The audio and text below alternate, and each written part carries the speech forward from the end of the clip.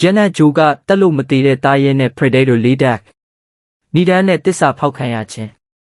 ရဲရ Prime ဂျိုက Deck ဆိုတဲ့ကောင်လေးဟာသူ့အဖေင်ကြားရဲ့အထင်သေးမှုကိုအမြဲခံရသူပါတနေ့မှာသူ့အကိုခွဲနဲ့လေ့ကျင့်ရေးတိုက်ပွဲဖြစ်ရင်သူ့အဖေက Deck ကိုအားနဲ့လွန်လို့တက်ပစ်ဖို့အမိန့်ပေးထားတာသိလိုက်ရတယ်။ဒါပေမဲ့ခွဲကသူ့ညီကိုမတက်ဖဲအခွင့်အရေးပေးပြီးဂျန်နတ်တေမင်းဂျိုကိုလွှတ်ပေးလိုက်ပါတယ်ခွဲဟာ Deck လွတ်မြောက်ဖို့အတွက်အဖေဖြစ်သူကိုပြန်တိုက်ရင်အသက်ပေးသွားခဲ့ရတယ်။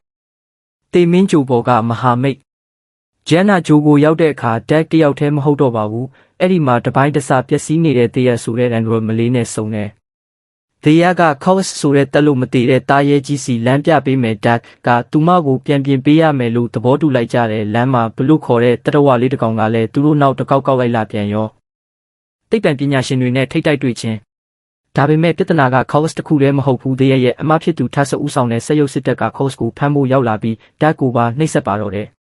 ဒက်ကလက်နက်မရှိတော့ပေမဲ့သူ့အကိုရဲ့အုတ်ထုပ်ကိုကြည့်ပြီးအားတင်းခဲ့တယ်အကောင်းဆုံးမှုဆိုးဆိုတာအုပ်စုကိုကာကွယ်သူပဲဆိုတဲ့စိတ်နဲ့တဘာဝလက်နက်တွေအစိပ်ပင်အက်ဆစ်လောက်ကောင်ကိုတုံးပြီးတေးရကိုပြန်ကယ်ခဲ့ပါတယ်စက်သိန်းပိုင်းကလဲစားချေခြင်းနောက်ဆုံးမှာတော့ Cox တားရဲကြီးဆက်ရုပ်ဝစ်စုံဝစ်ထားတဲ့တစ်ဆန်နဲ့ဒက်တို့သုံးပွင့်ဆိုင်တိုက်ပွဲကြီးဖြစ်ပါတော့တယ် Cox က Tessa ကိုဝါမျိုးလိုက်ပေမဲ့ Tessa ကတားရဲပိုက်ထဲကနေဘုံခွဲလိုက်လို့နှစ်ကောင်လုံးတေသွားပါတယ်ဒက်ဟာထက်ဆက်ရဲ့ခေါင်းကိုဖြတ်ပြီးသူ့အဖေစီပြန်သွားတယ်အဖေဖြစ်သူကသူ့ကိုတတ်ဖို့ထက်ကြိုးစားပေမဲ့ဒက်ကအဖေထက်ပိုမြန်နေပါပြီ